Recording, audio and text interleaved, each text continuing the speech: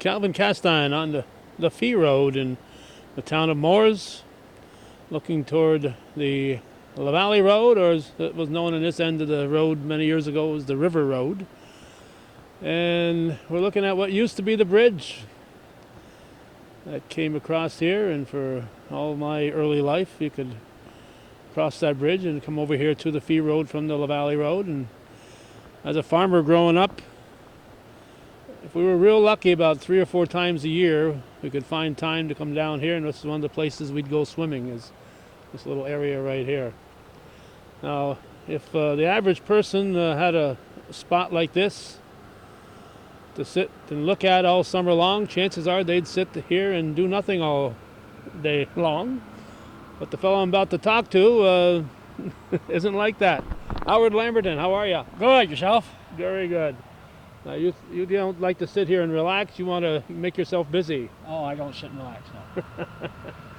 Now, I've known Howard since, you'll have to tell me, because you bought Jim Daly's store, and that's when I got to know you. And that's, in fact, probably a couple months ago or this winter, you put the video back on when I had the diner in Champlain.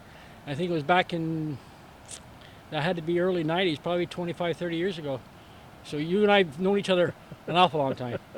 Now, also, when you were saying that you used to come swimming down here, right around the corner, right here, you can see the flat rock, is where we used to drive our cars in and wash them. Wash your cars right there. We used to wash all our cars here. Now, they would get very upset if you did that now.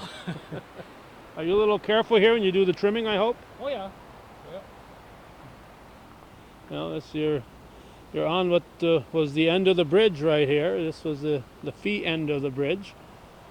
And so you ran that store, how long? What were the years you ran the Blub's Grocery? I got the store in 80 or 81, and I ran it till 87. It's 7 years, I think it was. Yeah, that little Harris plant closing kind of gummed up the works, sure didn't did. it? It sure did. All right, get back over here. I don't want you to fall over backwards here and ruin the story. So in this year of 2017, as most people watching this will know, in the North Country, we've been dodging raindrops for a good part of the year. Last year we had some rain early in the season, then it didn't rain for a long time. But things grew pretty good last year, even without the rain. And yeah, because I pumped the water out of the river up to the garden, which you'll see later on. I got, in fact, I was out in my garden at midnight last night because I turned the water on at 6:30. Went to bed and forgot all about it, and woke up at midnight and go, oh my God, I forgot the water on. So I ran out at midnight with my pajamas and my bedroom slippers, shut the water off. So, you ever get time to go soak your feet down there? No. No? It's kind of a branch here. This the water main flow is right in that direction there. Yeah, this is the Great Shazy River here, and this just flows out and it stops way up on the meadow up there. Okay. All right, so we wanted to get an idea of how people with vegetable stands are faring in this unusual weather for us. Normally we have some rain, and then we have dry spots, and farmers can go out and cut their hay and put it in a barn and things like that. But it hasn't been a good year for farmers, and I imagine it's been a little bit of a challenge for folks like you who are selling vegetables. Yes, it has been. But I'm very fortunate. My soil is it's got excellent drainage, so I didn't. The only problem I had was the first 4 rows of beans that I planted. The seeds all rotted, so I had to plant them over again. I've got 12 40-foot rows. The first 4 I planted, they rotted, and then they came up, and I waited. When they came up, I waited a week and a half. I planted 4 more rows, and I did the same thing with the next 4, so that they would stagger. Okay. Well, we'll take a look at your stand here, then we'll go look at your garden. I'll keep the camera rolling. Now, what this was a fellow had this for sale on Route 22 on the way to Plattsburgh. It was a chicken coop. Oh. It's all insulated. It's got stainless steel floors. I brought it home. I pressure washed all the inside, painted the outside, built these shells, and fixed it all up. Yeah, it looks like it was made for being a vegetable stand. So you have a variety. Now I noticed you posted a week or so ago that having a little trouble finding sweet corn available. I'm pretty sure as of yesterday afternoon, for sure I'm going to have some, but I'm hoping to have even better. I'm going to find out this hopefully this week. But within a week and a half, 2 weeks, I will have sweet corn. Okay, we're doing this on the second day of August 2017. You do canning too, do you? These are dilly beans, dilly carrots, dilly beans again. These are dilly green cherry tomatoes, and I haven't put them out yet. I got because those sell fast. Is dilly cauliflower. Okay, you can those yourself? Oh yeah, I'll do it all myself. Yeah. But Doris doesn't help you at all? Nope, not in this stuff. Not Nope. in that stuff? No? Nope. All right, no. No. Well, Doris might see this, so make sure you give her credit if she does help you here. Now, if you want me to get on through, Yeah? the onions, in fact, I just picked those this morning. Uh-huh. They're a quarter a piece or 5 for $1. These pickling cucumbers are 3 for $1. Scallions are $1 a bunch. Peppers are 50 cents each. And these are a new cucumber I tried. It's called Market Moors. Excellent. They got small seeds in them. Very, very tasty. Those are 50 cents a piece. I finally got my first basket of Roma tomatoes. That's $4. And these are cherry tomatoes, $2 a basket. And I can't have a hard time keeping up with these.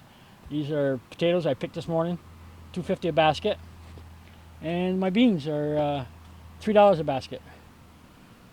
And green and yellow. and the zucchini and the summer squash are $1 a piece. This one here is going to be out of there. I don't want that one in there. We'll make believe we never even saw it. Okay, so let's go look at your garden. Okay.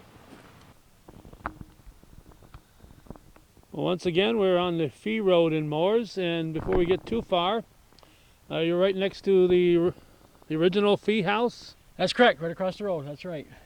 And the only Fee I ever knew was Dr. Fee. I believe he was a dentist, correct? Right. Now, I'd like to tell you a little story. Sunday afternoon, I was out in the garden working, and my wife was watering the flowers, and this big van pulled up and pulled right in the driveway. And we didn't know who it was, and she gets out, the lady gets out on the passenger side and waves to my wife, and I said to myself, oh my God, I hope they're not coming to my vegetable stand and parking in his driveway. I said, that's just not right. Well, the fellow that's there, he's a deputy sheriff. His name is Mike Reed. He saw him, and he was a little upset, hoping that wasn't the case either.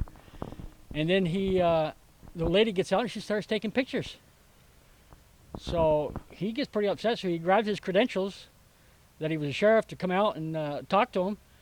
And the fellow that was driving, an older fellow, gets out of the van and introduces himself. Amazing. It was Dr. Fee. 96 years old. Wanted to come back, apparently for his last time up here. I couldn't tell what the plate was, either Massachusetts plates or a Florida plates. Mike thinks it was a Florida plate, I'm not sure. But he was 96 years old, he was driving, he shook Mike's hand. Mike said he had a real strong grip, very intelligent, told him about the house, told him about all the land that they owned around here, where the family, he didn't grow up here, he grew up in an old house down the road, he said. Then come back and he got this place and stayed here. So his parents lived on this road before that. So That's right. So that's probably where they got the name. That Fee the Road, Fee right. was. But that was me. I was hoping Mike would have told me. I would have loved to have gone over and met the man and taken pictures with him and shared it. But Mike didn't tell me. Told me after the fact. But Yeah. that's amazing. 96. He was born. I say 96. He was born. He said he was born in 1921. So he could be either 95 or going to be 96. Yeah. So yeah, either way. So he came back to check up, and he didn't even buy any vegetables from you. No. No. Okay. So nice to know that he's still around and kicking, and I'm sure he's got a lot of former patients Oh, I'm sure. that remember him well. Okay, what do you got here? What This are is my these cucumber patch. The right-hand side is those market moors I was telling you about, and these here are all the pickling cucumbers. Now you're one of those snowbirds here. That's right. I leave here in October and head to Florida in October and come back in May. And so you come back in May, and I imagine the first thing you do is start tilling. Start tilling right off. You got it. Now we should point out here, this looks like a nice peaceful place. But where was that were you parked right here when you got washed away a Oh few God, years no. ago? No, that cement pad down below. Down below. Okay, a little further closer to the river. Yeah, if it wouldn't have been for our dog, my wife and I wouldn't be here. So what year was that? 2011 was it? 2011, August 26th. And the dog woke me up about 11 o'clock to go outside, which she never did. She never went out to 3, 4 o'clock in the morning. And I went checked on the shore, see where the water was. It was just starting to come up on the lawn a little bit. I went back in, went back to bed, and I heard this water sound about a half hour later. And I go, my God, did I bust a pipe or what's going on? I opened the front door, and the water was, probably 3 or 4 inches from coming in the front door. So I hollered at Doris. I said, Doris, get up now. She gets up and she starts getting dressed, putting her bra on. I said, Doris, no, just put clothes on and we got to get out of here. So we got out and we took some of the furniture and what we could handle. The water was too high to hook the car to it then. It was like 3, 4 feet deep. So we sat up in the vehicle up here on the top, and I said, if I could find something to tie a chain, I didn't have a chain. I got a hold of Philip Miller. This is at midnight. Uh-huh. And he said he'd come by Dragoon's farm equipment doing over 100 miles an hour. He had a chain. By the time he got here, It was gone. the water had picked it up, twisted it around, and it was headed down the river. Well, when it unhooked from the power source, the batteries took over. So now it's going down the river with all the outside lights on and all the inside lights on. And somebody saw it that worked in the fire department, and they followed it down the La Valley Road. And the next day, my son and my nephew went looking for it, and they found it bouncing off the Angelville Road, top all busted. By the time I got down there, it was gone. I went by the Gagne farm, and Matt and Jay were out there, and they stopped me, and they said, "You looking for something?" I said, "Yeah, I'm looking for my camper." They said, "Well, we don't know where the camper is, but we seen mattresses and pillows and blankets going down the river." I said, "Well, if you see it, let me know." Next day, they called me up, and they said, "We found it. It's in the pasture." I'm not kidding you. It was 20 feet up in the trees. Probably, yeah, a good 20 feet. Wow. Nothing left to it except for the floor and the toilet seat. The walls, everything was totally gone. Nothing left to it. And it was I paid $35,000 for that camper. Wow. Yeah, but I hope you flushed last time you used it. yeah. Yeah, I did. Okay, good. So that's that story. This is Wow. So that was what? Hurricane what? Irene. Irene. All right. This is a row of potatoes. Taters. All right. So those are doing good. Looks like. Radishes. These are just some beets I planted just for Doris and I, and some carrots. You got a green spot here with nothing growing. What's the matter? And this is all scallions. Yeah, what is this? These are the tomatoes here? No, What- that's raspberries. raspberries. Ah. But we don't get they're ever bearing, but we get very little at this time of year. But in the fall we get a big crop. Oh, really? Yeah, big crop. And yeah. I seen Bruce Supernaut? Supernaut the other day, and he said, Howard, in the fall, take and cut them right down to the ground. And he said, you only get one crop next year, but he says you have a nice crop. Well, I said I don't get much in the spring anyway, so it's going to work out. So that's what we're going to do. Yeah, I heard Bruce Supernaut might be opening up his place again to the He public. said he's got so many berries that he's going to open them up for a U-pick. That's what he told me the other day. Is he going to do it this year or next year? I think he's going to do it this year. Oh, okay. I know I saw him a few months ago, and you thought maybe next year, but that's good. Now these are the potatoes I've been picking right here. Okay. And this is all my beans. And like I said, I planted 4 rows, and I've already picked these 3 out this morning. I still got another row to pick here. Yeah, And now these are going to be coming. What I do is I pick these 4 rows. Then the next day I'll pick these 4 rows. Then the following day I'll go back and pick those 4 rows. So now I'll have a steady flow of beans. I wasn't having a steady flow of beans because I was only depending on these 4 rows. But these will be ready tomorrow. See.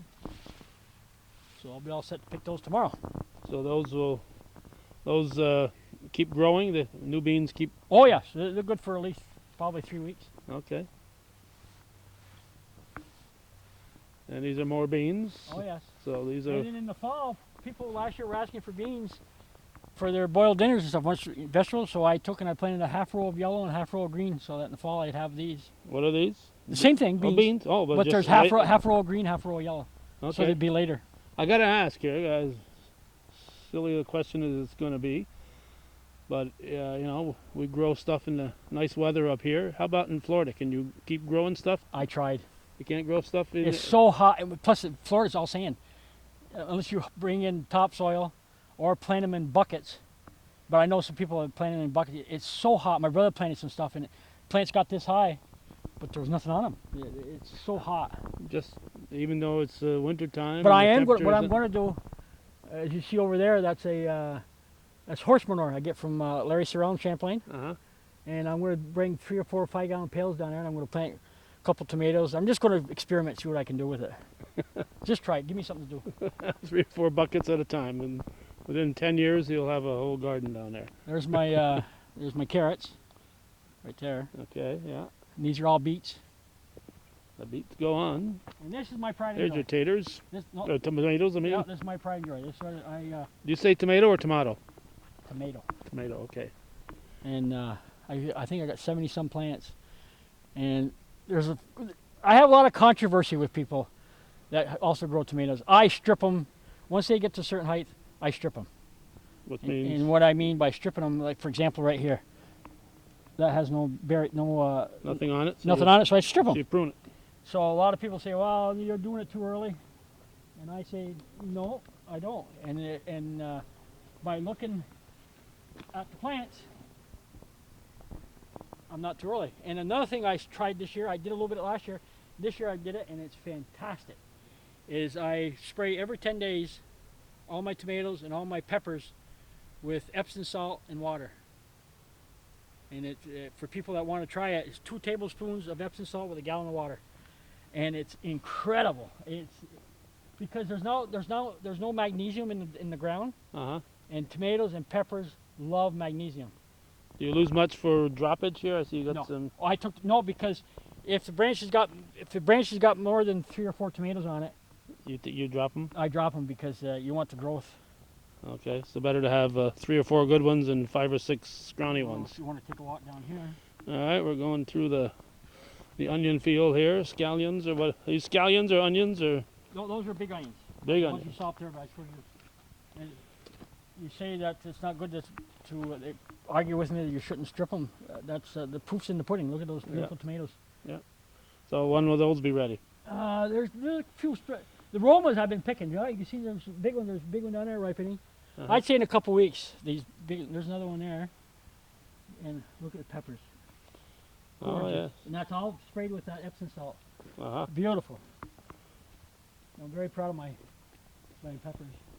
And like I said, this is all onions. Well, Mark, see the big ones here.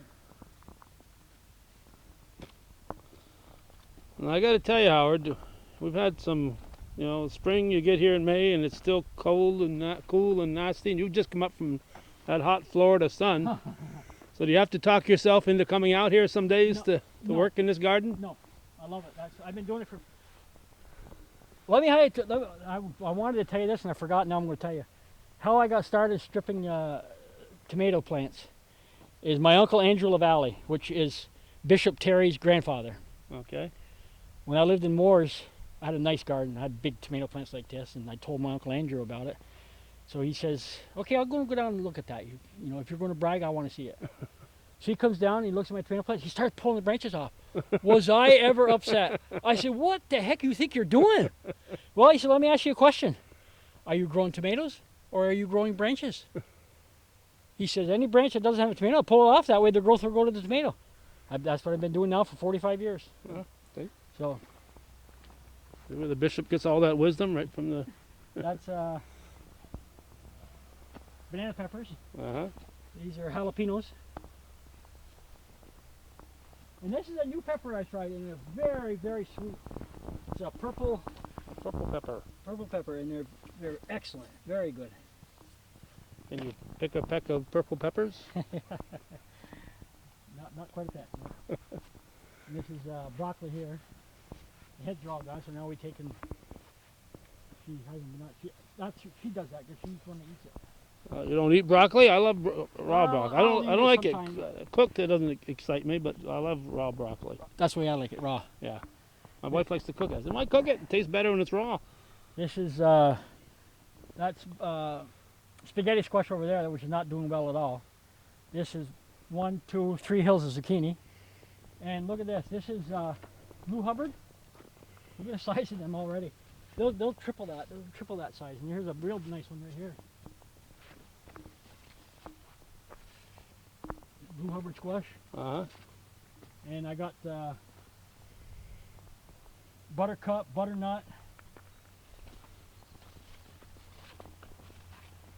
This is the water I forgot on that. So lucky there's not a mud pile right here. There's a butternut Okay. right there. Butternut squash. And sure, there's buttercup is so. Oh man, it's big. There's buttercup right there. Okay. No pumpkins? No, Kenny Hawksby, he does plenty for everybody. Yeah, you got a good pile up there on And Route that's 22. my rhubarb patch. Okay. I just planted that probably 3-4 weeks ago. Oh, it's coming great. And I, if anybody's interested, I've got, which a lady from Champlain come up and bought 5 bags of it. I got rhubarb all clean, chopped up, and frozen in the freezer. So anybody wants any, it's $3 a bag. And when you come, if you want interested in it, just ask me for it, and I'll go get it. And like I said Yeah, earlier, here's that's horse manure that I get from Larry Sorrell. And what I do, so you can see where it was up there. Uh-huh. I pick it all up, bring it down here. Another 5-6 days, I'll pick it all up and bring it back up there. Keep turning it over so that it'll ferment, and by fall that'll be all black. Huh. Nice black dirt. I hope you got something besides a shovel to pick all that up with. Yeah, I'll show you. Now, Howard, I'm still carrying about 10 pounds of your mother's apple fritters around with me. You know, what did your family do? That, you know, I know your mother was a cook, great cook. How did that happen? And of course you carried on that tradition. Yeah, my father worked at the paper mill in Plattsburgh, Uh-huh. and also he had a small farm for us. We raised our own beef, our own chickens. We had our own pork. We had our own pigs. And my mother sold Avon for years. And we had a big family with 7 of us, and that's what she did, was cook. So she never sold those fritters until you had that That's right. grocery store, really? A family secret until then. Now this here, there was a gentleman in Plattsburgh, I can't remember his name now, that sold trucks overseas, but they didn't want the box. So he's selling the boxes, but he would bring the truck to you. He was up to you to take the box off. Well, I said, I'm not going to, I don't have the equipment to do that. I got a hold of him, and he says, you're in luck. He says, I got 2 boxes sitting on the ground down at Beeman's in Cooperville. So I went down and looked at it, and this is just what I wanted. I didn't want the cargo doors. I wanted the doors to pull up. Right. And plus, they're usually 8 foot. This is a 9 foot. So I built the storage up over there. Right. I got a hold of my friend Ricky Rebido. He brought his excavator down, took the excavator off, took the trailer down to Cooperville, and the Beeman boys got their forklifts, and we lifted this up, put it on the trailer, brought it back here. We put straps around the container, and this here we had to take an excavator and dig a big trench here so that this would fit in there. And Philip Miller was here, and Philip Miller and I put all 4x4s underneath it and leveled it, and Ricky picked it up and put it here. And that's my workshop. All right. He's got a Cub Cadet, so Jack Dragoon will be happy to see that. Yeah, you're even happier when I got this. That's my shovel. That's your shovel. That's how you need any horse manure moved. This is what you use right here. It's got a shovel in the back, does it? It's got a backhoe, Yeah. See, and this would be handy for snow, but you haven't seen snow in No. how many years? This would be 4 years. 4 years. Yeah. So, and I forgot to mention, we were infested a little bit with Japanese beetles. uh-huh. So I went on Amazon and I got one of these things. Usually about 10:30, 11 o'clock they start coming around. This is all Japanese beetle. You can smell it. Well, that one stinks. I gotta change that bag. But there's a special smell, and they attract to that. And you get in there and In the afternoon, you'll see them. There's one right there. Yep. flying around. Yeah, they'll go in there. But I gotta change that. You can smell. In fact, I should take that off because it smells. It doesn't smell this. It smells Those are dead the old, bugs. The dead. Yep. And you throw those right on the garden, and No, I don't think so. no, I think they thought they'd make good fertilizer. This is medium chili peppers. or chili peppers. That's about the. So do you take suggestions if people come here and say, you know, why don't you have this? You keep that in mind next year? Oh, definitely, definitely. I try experiment. If it doesn't go good, if people are asking for something, then next year I'll do it. Yep, sure do. Now, if it weren't for Facebook, do you think most people would know where in the heck you are down here? You're kind of off the beaten path. Well, did you? I saw your sign at up by Bruce Let Supernose. me tell you what happened yesterday. I was sitting here, then this red pickup truck pulls in. Guy gets out. He says, "How you doing?" I says, "Well, last time I checked, I seem to be doing all right." And he put his hand out, shook my hand.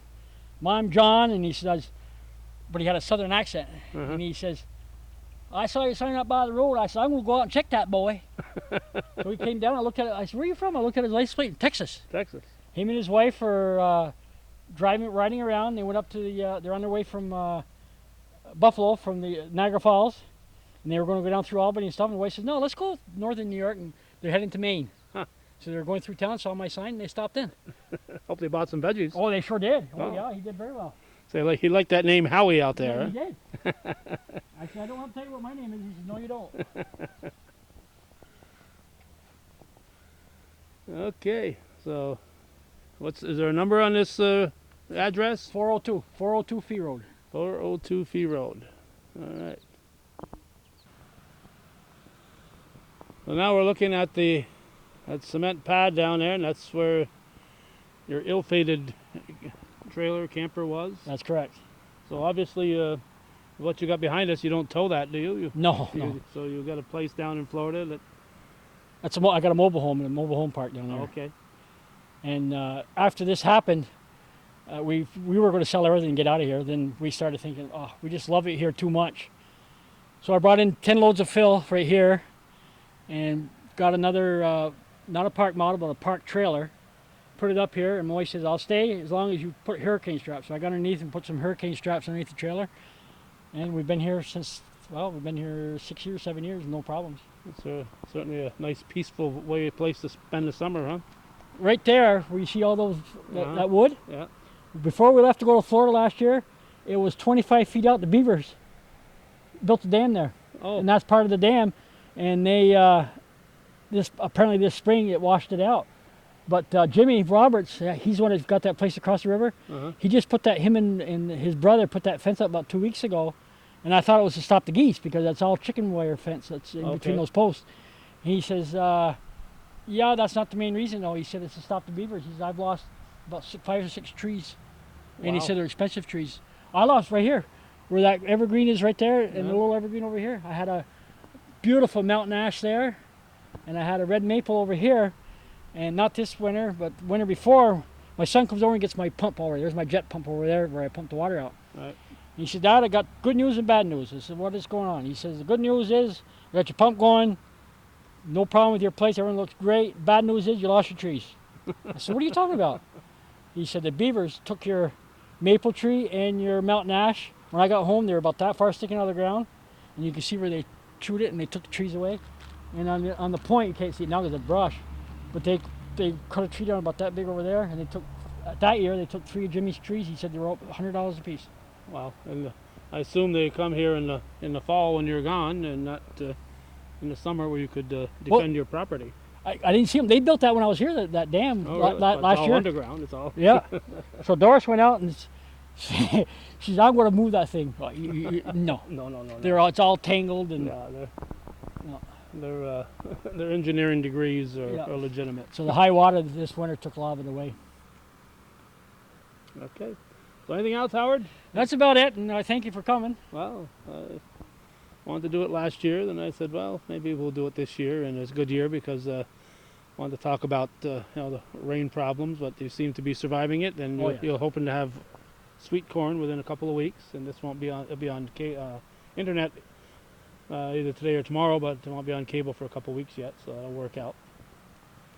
All right, so we've been in on the Fee Road, right across from the former Fee House, and looking at the bridge that so many of us old folks remember as an active bridge many, many years ago. And so thanks for watching and supporting viewer-supported local television, Hometown Cable.